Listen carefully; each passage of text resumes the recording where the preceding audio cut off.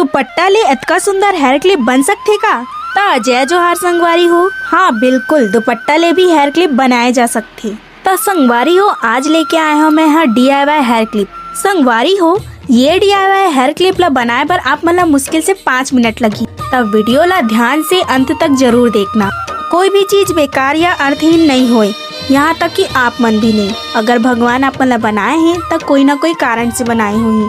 वैसे ही ये दुपट्टा भी सब झला फालतू लगत रही से, लेकिन मोर बर एक एक चीज अनमोल है। मोर मतलब मोला एक एक चीज में DIY दिखथे। हाँ संगवारी हो, चाहे वो टूटे फूटे सामान हो, फटे पुराना कपड़ा हो, चाहे वो रोजमर्रा के जीवन में यूज होने वाला कोई चीज हो, सब में मोला DIY दिखथे। और ये बात ला मैं हवा में नहीं फेंकत हूँ। अगर यकीन नहीं होते तो मोर पुराना वीडियो मन ला आप मन जाके देख सकते हो। तो अब कमेंट में जरूर बताओ पहने के बाद ये हेयर क्लिप कैसे दिखा थे। जय जोहार।